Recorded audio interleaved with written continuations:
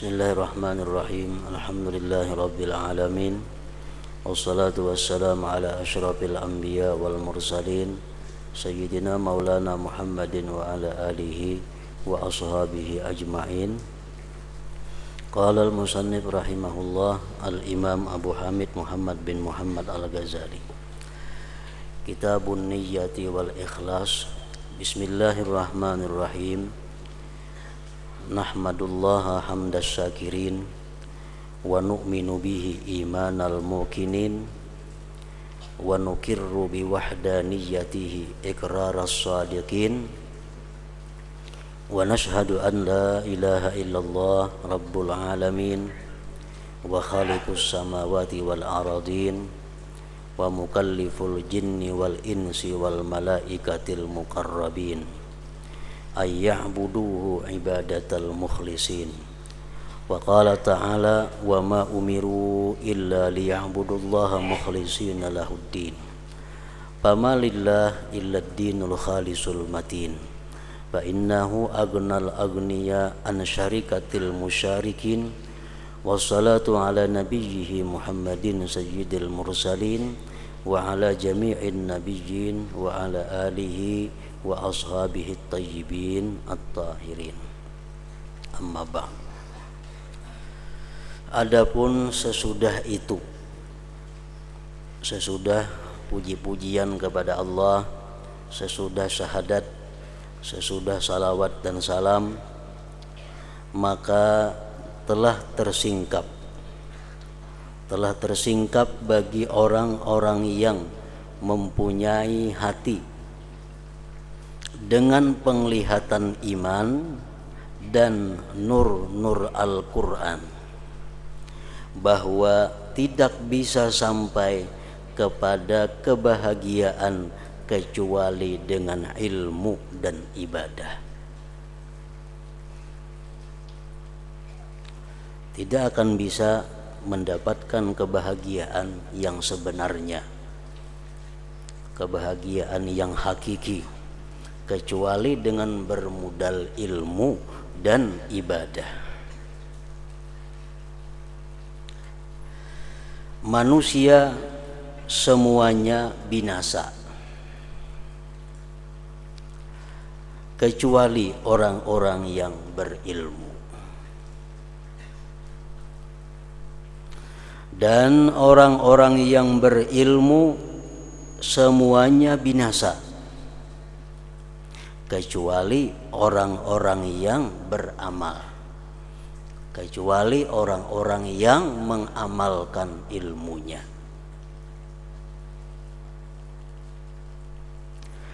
Dan orang-orang yang beramal semuanya binasa. Orang-orang yang mengamalkan ilmunya pun binasa kecuali orang-orang yang ikhlas. Dan orang yang ikhlas itu berada dalam khatar yang besar, dalam bahaya yang besar.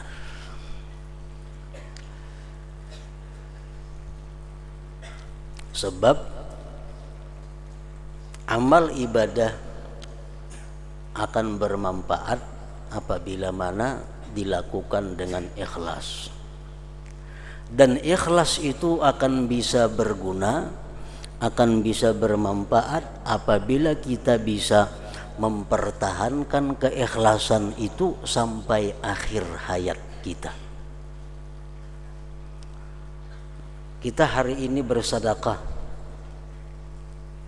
berdasarkan ilmu, mengamalkan ilmu, ikhlas bersedekah.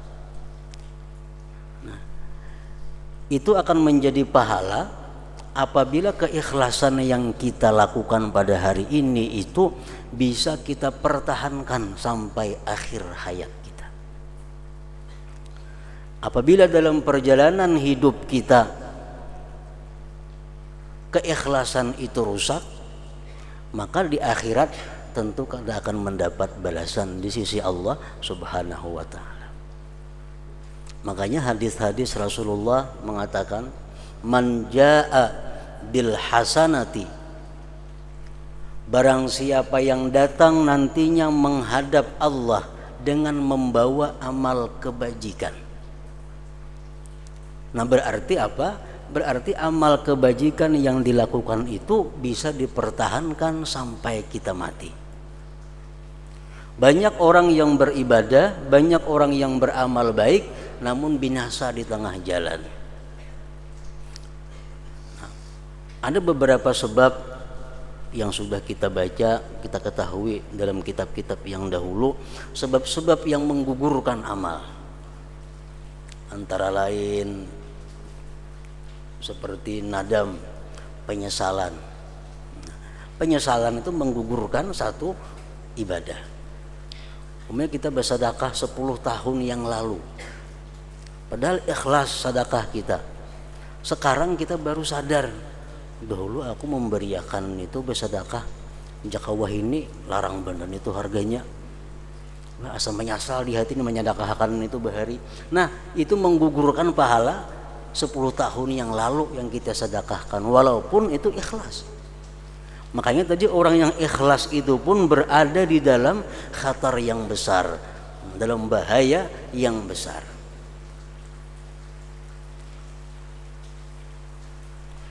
Firman Allah mengatakan, yauma la yanfa'u malu wala banun illa man atallah biqalbin salim. Hari kiamat itu tidak berguna harta, tidak berguna anak, kecuali orang yang datang menghadap Allah biqalbin salim, dengan hati yang selamat. Nah, artinya apa?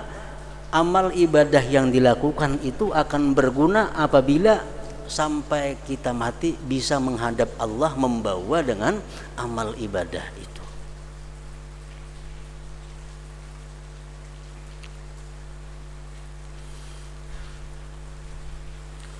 Kalau orang berbuat kebaikan, sebesar apapun kebaikan itu, kalau umpamanya di akhir-akhirnya dia murtad, nah itu sudah jelas amal kebaikannya akan gugur.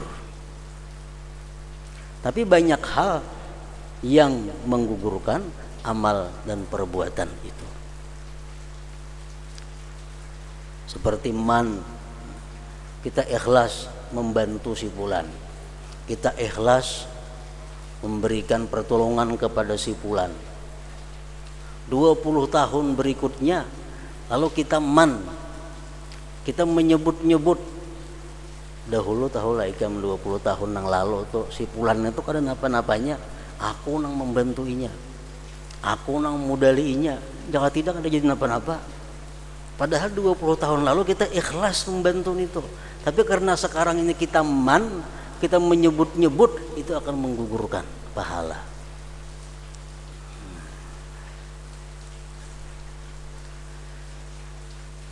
Nah, jadi orang yang ikhlas itu pun berada dalam khatar bahaya yang besar.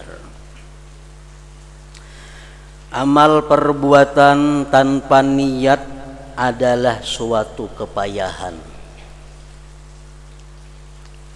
Amal perbuatan tanpa niat adalah suatu kepayahan. Kita bersedekah tapi kada ada niatnya, sia-sia. Sembahyang 1000 rakaat cuma kada berniat, kada ada pahalanya. Amal perbuatan tanpa niat adalah suatu kepayahan. Dan niat tanpa ikhlas adalah riya. Dan riya itu sebanding dengan nifak, kemunafikan. Dan riya bersama maksiat adalah sama. Dan ikhlas tanpa sidik dan pembuktian adalah bagaikan debu yang berterbangan. Keikhlasan tapi tanpa kejujuran, tanpa pembuktian, itu adalah sia-sia. Umpamanya dalam hati kita berniat dengan ikhlas, andai kata aku mendapat rezeki dari Allah 1 juta rupiah, akan kuberikan 50%. Nah, niat bulat di dalam hati dan karena Allah, itu ditulis sebagai pahala. Tapi setelah kita dapat duit 1 juta rupiah, itu diperlukan sidik pembuktian. Apabila dapat duit 1 juta tapi kada dibuktikan niat yang telah lalu itu, maka niat yang telah lalu itu adalah seperti debu yang berterbangan, kada ada manfaatnya artinya. Dan ikhlas tanpa sidik dan pembuktian adalah bagaikan debu yang berterbangan. Allah Ta'ala berfirman tentang setiap amal perbuatan yang bercampur lagi disenangi dengan kehendak selain Allah. Wa qadimna ila ma amilu min amalin faja'alnahu haba'an mansura. Artinya, dan kami hadapi segala amal yang mereka kerjakan, lalu kami jadikan amal itu bagaikan debu yang berterbangan. Amal ibadah dijadikan Allah seperti debu yang berterbangan karena niatnya itu tidak murni karena Allah Subhanahu wa ta'ala. Mudah-mudahan saya mengetahui, ujar Imam Ghazali, bagaimana orang yang tidak mengetahui hakikat niat itu membetulkan niatnya. Orang nang kada tahu niat tu sabujurannya macam apa, kada tahu kayak apa hendak membujurakan niatnya. Makanya belajar kitab ini hukumnya adalah fardu ain bagi setiap orang muslim dan muslimah. Belajar kitab yang kita baca ini hukumnya fardu ain bagi tiap-tiap muslim dan muslimah. Kayak apa hendak membujurakan niat kalau maksud niat itu kada tahu macam apa arti niat. Apa dimaksud dengan niat, apa dimaksud dengan cita-cita, apa dimaksud dengan kebulatan hati, itu berbeda-beda. Atau bagaimana mengikhlaskan orang yang telah membetulkan niat apabila ia tidak mengetahui hakikat ikhlas. Kayak apa hendak ikhlas beribadah, arti ikhlas itu aja macam kada tahu. Ikhlas fardu ain tiap-tiap muslim dan muslimah. Pengertian niat sudah tahu. Kayak apa niatnya supaya ikhlas, kalau arti ikhlas kada tahu. Dikira asa ikhlas sudah sembahyang, asa ikhlas sudah bersedekah, asa ikhlas sudah berbuat, padahal kada tahu nang apa sebujurnya ikhlas itu.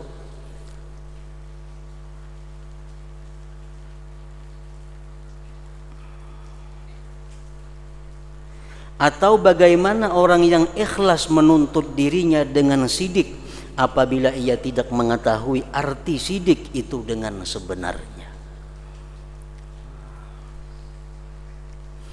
Maka tugas yang pertama bagi setiap hamba yang berkehendak taat kepada Allah adalah bahwa ia belajar niat.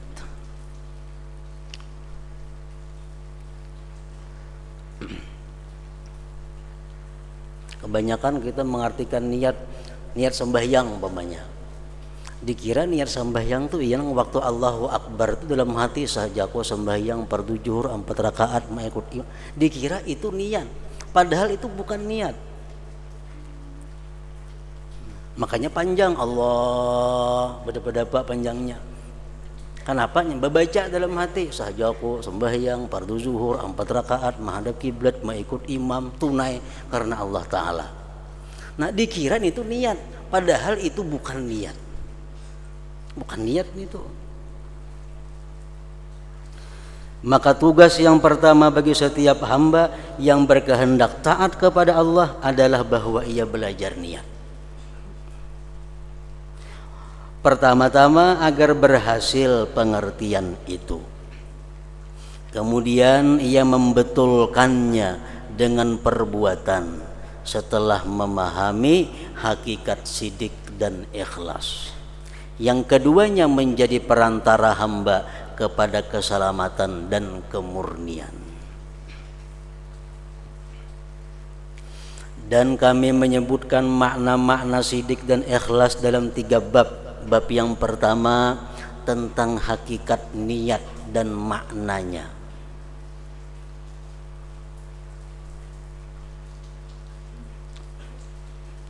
Bab yang kedua tentang ikhlas dan hakikat-hakikatnya. Bab yang ketiga tentang sidik dan hakikatnya. Bab pertama tentang hakikat niat dan maknanya. Dan di dalam bab ini penjelasan keutamaan niat, penjelasan hakikat niat, penjelasan bahwa niat itu lebih baik daripada amal perbuatan. Niat bersedekah lebih baik daripada bersedekah itu sendiri. Penjelasan mengutamakan amal perbuatan yang berkaitan dengan nafsu dan penjelasan keluarnya niat daripada ikhtiar. Penjelasan tentang keutamaan niat, Allah Ta'ala berfirman, وَلَا تَطْرُدِ الَّذِينَ يَدْعُونَ رَبَّهُمْ بِالْغَدَاةِ وَالْعَشِيِّ يُرِيدُونَ وَجْهَهُ.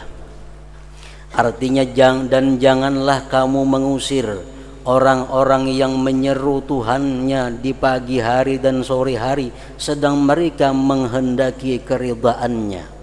Yang dimaksud dengan kehendak itu adalah niat.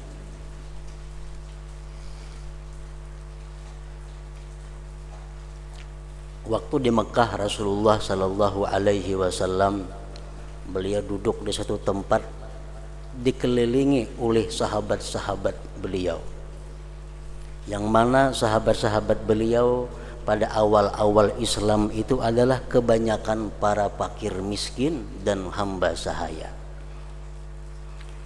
Duduk di dekat Rasulullah waktu itu ada Ibnu Mas'ud, orang miskin, ada Bilal, seorang budak, dan lain-lainnya. Datang orang Quraisy, tokoh-tokoh Quraisy. Begitu datang kepada Rasulullah, melihat di sekeliling Nabi ada orang-orang rendah, ada orang-orang hina, mereka mundur. Nah, mereka berpesan kepada Nabi, wahai, katakan kepada Nabi Muhammad, kami mau mendekati Muhammad asalkan dia mengusir orang-orang rendahan itu. Kami kada akan bergabung dengan bubuhan itu. Nabi kita sudah merencanakan itu demi untuk berislamnya tokoh-tokoh Quraisy ini. Nah, Nabi mau mengalahkan orang-orang fakir miskin ini, disuruh ke pinggir. Tokoh Quraisy ini di hadapan Nabi dengan harapan beliau supaya mau masuk Islam. Tapi Allah kada mau. Ya Tuhan, wala tatrudil ladzina yad'una rabbahum. Dan janganlah kamu mengusir orang-orang yang beribadah kepada Tuhan pagi dan petang semata-mata menghendaki Allah Subhanahu wa ta'ala. Dan Rasulullah sallallahu alaihi wasallam bersabda, innamal a'malu binniyat wa likulli imri'in ma nawa, faman kanat hijratuhu ila Allah wa rasulih fahijratuhu ila Allah wa rasulih, wa man kanat hijratuhu ila dunya yusibuha aw imra'ati yankihuha fahijratuhu ila ma hajara ilaihi. Artinya, hanya saja amal perbuatan itu dengan niat, dan setiap orang itu mendapat apa yang ia niatkan. Kalau niatnya karena Allah, dia berhak mengambil balasan di sisi Allah. Kalau dia niatnya untuk mendapatkan surga, dia akan dapat surga. Niatnya akan mendapatkan keridhaan Allah, dia dapat keridhaan Allah. Maka barang siapa hijrahnya kepada Allah dan Rasulnya, maka hijrahnya itu kepada Allah dan Rasulnya. Barang siapa yang meninggalkan kota Mekah ke Madinah semata-mata menjunjung perintah Allah dan Rasul, maka dia akan dapat pahala keridhaan daripada Allah dan Rasul. Dan barang siapa hijrahnya kepada dunia yang ingin diperolehnya atau perempuan yang akan dikawininya, maka hijrahnya itu kepada apa yang ia hijrah kepadanya. Nah, jadi di zaman Nabi itu macam-macam orang yang hijrah ke Madinah itu. Ada yang hijrah ke Madinah karena mengikut Nabi. Ada yang hijrah ke Madinah karena kongsian usaha hijrah ke Madinah. Ada yang hijrah ke Madinah karena tunangan hijrah ke Madinah. Nah, jadi kata Rasulullah, siapa yang hijrah karena dunia, karena usaha, dia akan dapat usahanya. Siapa hijrah karena perempuan, dia akan dapat perempuannya. Siapa hijrah kepada Allah dan Rasul, dia akan mendapatkan Allah dan Rasulnya. Dan Rasulullah sallallahu alaihi wasallam bersabda, "Aktsaru syuhada ummati ashabul parsi wa rubba katilin bainas saffaini Allahu a'lam bi niyyatihi." Artinya, kebanyakan orang-orang yang mati syahid di antara umatku adalah orang-orang mati di atas alas tidur.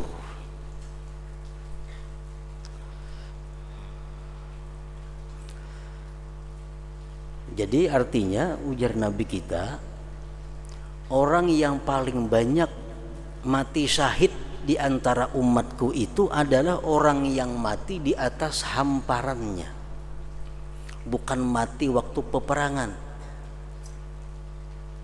Kenapa sebabnya? Padahal biasa orang mati syahid itu orang yang berdarah-darah, dibunuh orang kafir. Tapi Nabi kita mengatakan bahwa orang yang mati syahid yang terbanyak di antara umatku adalah justru dia mati di atas tilam. Nah, kenapa demikian? Karena dia punya niat yang kuat. Dia punya niat. Niatnya apa?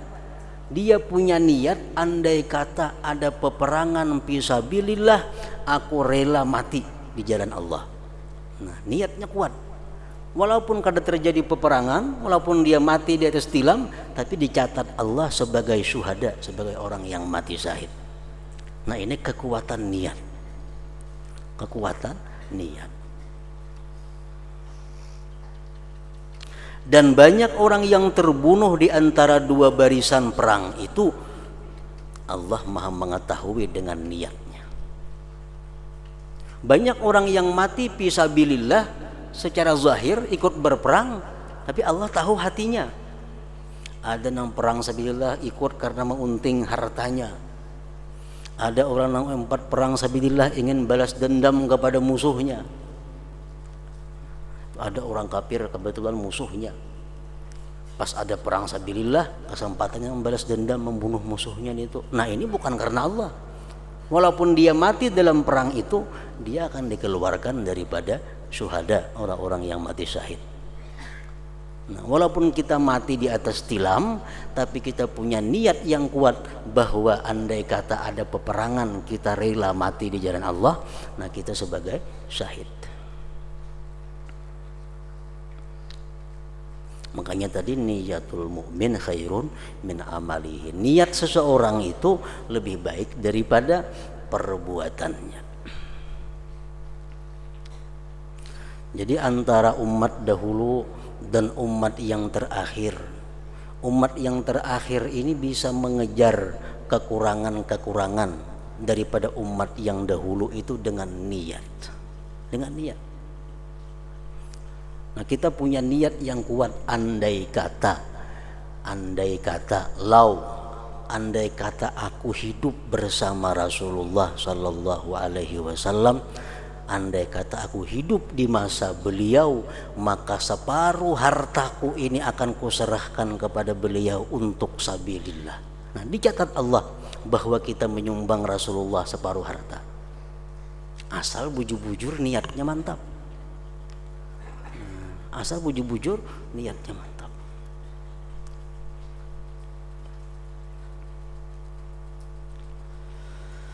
Allah Ta'ala berfirman, "Yurida islahi yuwaffiqillah bainahuma." Artinya jika kedua hakam ya hakim, jika kedua hakam itu bermaksud mengadakan perbaikan, niscaya Allah memberi taufik kepada keduanya. Maka Allah menjadikan niat sebab memperoleh taufik. Ini firman Allah, "Yurida islaha yuwaffiqillahu bainahuma." Ini ayat adalah urusan maislah, mendamaikan orang yang berumah tangga. Ini rumah tangga sepulan lawan pulanah. Rumah tangga ini kada ada damainya, aur perang, batangkar. Nah, sehingga oleh kedua belah pihak suami istri ini dicari jalan keluar kayak apa nang bagus supaya rumah tangga ini rukun, atau kayak apa caranya supaya jangan lagi bertengkar. Nah, lalu dicari dua orang hakam dari pihak perempuan saikung, pihak istri cari laki-laki nang saleh, dari pihak suami cari laki-laki nang saleh. Nah, ini dua hakam ini berunding kayak apa nang baiknya kula kita nang nina rumah tangganya aur macam ini aja. Nah, bila nang dua hakam ini bagus niatnya, bagus tujuannya, Allah akan memberi taufik, memberi petunjuk jalan keluar kayak apa nang bagus. Nah, jadi artinya niat yang bagus itu sebab untuk memperoleh taufik dari Allah Subhanahu wa taala. Rasulullah sallallahu alaihi wasallam bersabda, "Innallaha ta'ala la yanzuru ila ajsamikum wa amwalikum wa innama yanzuru ila qulubikum wa a'malikum." Artinya sesungguhnya Allah Ta'ala tidak memandang kepada tubuh-tubuhmu dan harta-hartamu, dan hanya saja Dia memandang kepada hatimu dan amal perbuatanmu. Hanya saja Allah memandang kepada hatimu, karena hati itu tempat dugaan niat. Allah memandang kepada hati. Bila hatinya bagus, hanya dipandang Allah amalnya. Kenapa dipandang hati? Karena hati itu tempatnya niat. Tempatnya niat. Dan Rasulullah sallallahu alaihi wasallam bersabda, "Innal 'abda la ya'malu a'malan hasanatan fatas'adul malaikatu bi suhufin mukhattamah fatulqa baina yadayillahi ta'ala fayaqulu alqu hadhihi as-sahifah fa innahu lam yurid bima fiha wajhi." ثم ينادي الملائكة اكتبوا له كذا وكذا فيقولون يا ربنا إنه لم يعمل شيئا من ذلك فيقول الله تعالى إنه نواه. Artinya sesungguhnya hamba itu melakukan amal-amal perbuatan yang baik. Misalnya sembahyang itu amal baik, sembahyang berjamaah amal yang baik. Lalu para malaikat naik dengan membawa lembaran-lembaran amal yang dicap, lalu dihadapkan di hadapan Allah Ta'ala. Nah, ini catatan amal si fulan, ya Allah, dia sembahyang zuhur berjamaah, dia sembahyang asar berjamaah. Maka dia berfirman, limparkan ya Tuhan lembaran amal ini, buang lembaran amal itu, karena sesungguhnya ia tidak menghendaki keridhaanku dengan apa yang ada di dalamnya. Ini kada ikhlas ya Tuhan, buang itu. Kemudian dia Allah memanggil malaikat, ya Tuhan tulislah begini baginya ini dan ini. Ya Tuhan tulis pencuri, tulis ingin itu penipu. Lalu para malaikat berkata, sesungguhnya ia tidak berbuat sedikit pun dari yang demikian itu. Ya Allah, dia kada mencuri, dia di masjid sembahyang zuhur berjamaah, Jumat berjamaah, kada mencuri. Maka Allah Ta'ala berfirman, sesungguhnya ia telah meniatkannya. Mulai rumah sudah berniat hendak mencuri di masjid, hendak menipu di masjid. Malaikat menulis coba ini sembahyang berjamaah, tapi Allah menulis hatinya. Bukan sembahyang ditulis Allah, tapi dia sebagai penipu karena dia mengetahui hati hamba-hambanya.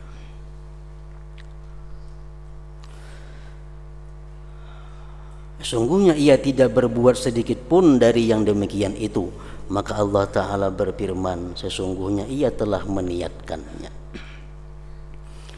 Rasulullah sallallahu alaihi wasallam bersabda, "An-nasu arba'atun, rajulun atahu Allah azza wa jalla ilman wa mala, fa huwa ya'malu bi ilmihi wa ma bi malihi, fa yaqulu rajulun law atani Allah ta'ala mithla ma atahu la 'amiltu kama ya'mal, fa huma fil ajri sawa.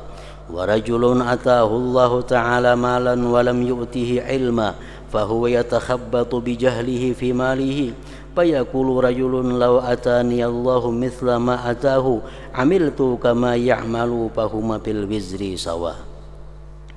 Artinya manusia itu 4 macam, yaitu seorang laki-laki yang diberi Allah azza wa jalla ilmu dan harta, lalu ia beramal dengan ilmunya pada hartanya. Dia kaya dan punya ilmu, lalu dia bisa mengelola kekayaannya dengan ilmu agama.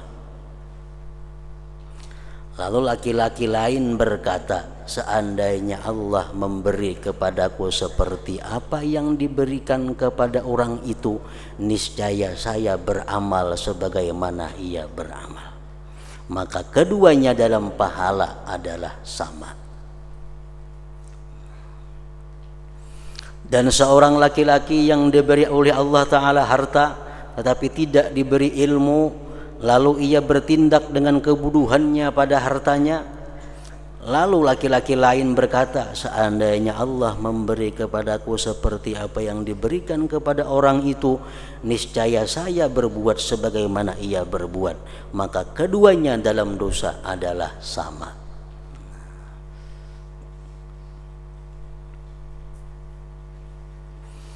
Apakah kamu tidak melihat bagaimana laki-laki itu bersekutu dengan orang itu dengan sebab niat?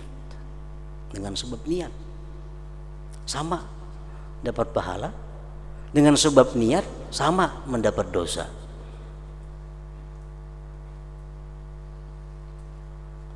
Orang ke masjid sembahyang berjamaah, nang saya berjamaah ke masjid lillahi ta'ala, biasa bayar untung habis. Nang saya berjamaah di masjid tapi dengan niatnya ada di dalam hati. Andai kata nang jadi imam ini nang Rasulullah, maka alangkah bahagianya aku mengikut dengan Rasulullah. Nah, dapat pahala mengikut dengan Rasulullah sallallahu alaihi wasallam karena niatnya. Nang saya ada terpikirkan itu. Dapat pahala 27 berjamaah. Karena saya pun berpikir, majakannya Rasulullah nih hidup jadi imam sembahyang berjamaah, aku ikut jadi belakang sidin. Alangkah nikmatnya, alangkah senangnya sembahyang di belakang Rasulullah. Nah, luar biasa pahalanya orang sembahyang di belakang Rasulullah sallallahu alaihi wasallam. Nah, karena perbedaan niat, pahala pun yang didapat akan berbeda.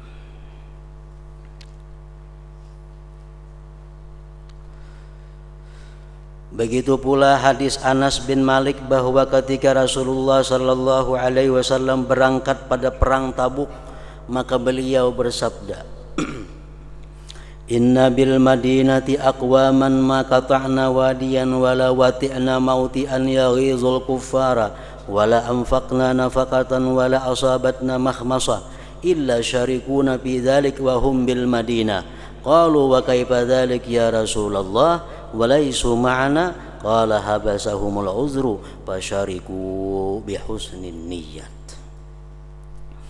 Artinya, ujar Nabi kita, sesungguhnya di Madinah ada beberapa kaum Ini Nabi bersabda waktu beliau dalam peperangan Tabuk, tempat yang jauh dari Madinah. Ujar Nabi, di Madinah itu ada beberapa kaum di mana kita tidak menyeberangi suatu lembah dan kita tidak berjalan dengan suatu perjalanan yang dapat memarahkan orang-orang kafir, dan kita tidak mengeluarkan perbelanjaan, dan kita tidak tertimpa kelaparan, melainkan mereka bersekutu dengan kita pada yang demikian itu. Dan Nabi di Madinah ada orang-orang saudara-saudara kita yang dapat pahala seperti kita, padahal mereka kada umpat menyeberang lembah, kada umpat berjalan, kada umpat susah payah, tapi pahala mereka tinggal di Madinah sama dengan pahala kita perang Tabuk ini. Mereka sahabat bertanya, bagaimana demikian wahai Rasulullah? Bagaimana bisa wahai Rasulullah? Kita lapah berperang di Madinah dapat pahala lah, sedang mereka tidak bersama kita. Rasulullah SAW bersabda, mereka ditahan oleh uzur. Mereka uzur. Andai kata kada ada uzur, mereka pasti umpat. Andai kata mereka kada ada sesuatu masalah, mereka pasti ikut berperang bersama kita. Tapi karena mereka sakit, ada mereka mengurus orang nang garing, ada yang mengurus itu, sehingga kadang kala umpat kita, tapi niatnya tetap umpat kita. Nah, maka mereka bersekutu dengan sebab niat yang baik. Dengan sebab niat yang baik.